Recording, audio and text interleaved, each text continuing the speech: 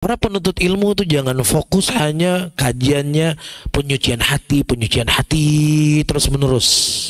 Orang yang ngajinya penyucian hati terus menerus itu kan kajiannya orang sufi, kajiannya mata tabligh hati terus yang disentuh. Dan dari sisi lain, hati itu paling akan bisa memberikan efek yang paling terbesar justru ketika kita belajar hal yang seperti ini. Keagungan syariat Allah, sempurnanya agama Allah, hebatnya agama Allah diatur secara lengkap.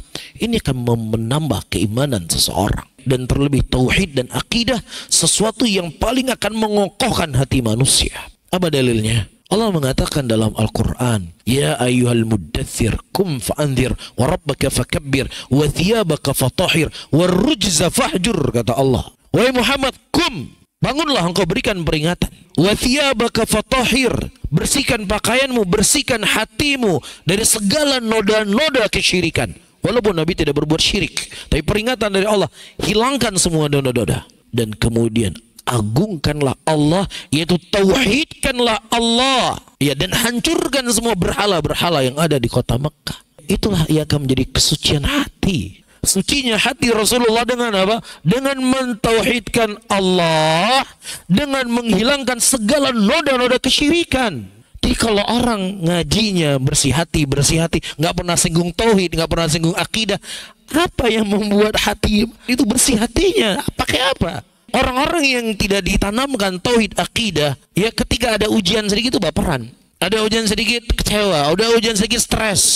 Para sahabat Rasulullah SAW yang disucikan hati dengan akidah, dengan tauhid, mereka bukan orang yang nggak gampang baperan, nggak gampang stres. Mereka menjadi orang-orang yang kuat, jadi orang-orang yang hebat, menjadi orang-orang yang tujuannya hanya Allah Subhanahu Wa Taala. Maka disinilah para hadirin hadirat, dakwah Ahlussunnah itu dari zaman ke zaman, dari masa ke masa, tauhid sama akidah udah. Yang lainnya itu penyempurna. Penyempurna kadang-kadang. Jangan yang penyempurna dijadikan usul, yang usul dilupakan. Iya, ini penting untuk kita ketahui. Agar kita tahu apa itu manhajus salafiyah. Agar kita tahu apa itu dakwah Ahlussunnah. Iya, agar kita tahu apa itu dakwahnya Rasulullah SAW. Apakah fase Madinah atau fase Mekah, beliau fokusnya dengan tauhid. Di situ fokusnya beliau berdakwah. Al-Imam Bukhari rahimahullah, beliau berkata, aku bertemu dengan 1000 guruku, dan semua guruku mereka berkata bahwasanya al-iman yazidu wa yanqus. Yazid bil ta'ah wa yanqus bil ma'siyah. Iman itu naik dengan keimanan dan turun dengan kemaksiatan. Jadi semua guru-guru yang dibuguru oleh Imam Syafi'i, Imam Bukhari, 1000 orang, semuanya yang diajarkan apa? Tauhid sama akidah. Karena yang lain cuman penyempurna. Jelas ya? Dan begitu juga fikih yang kita belajari, di situ ada kemuliaan, keagungan agama Allah yang akan semakin menambah iman seseorang dan semakin cinta dia kepada agamanya.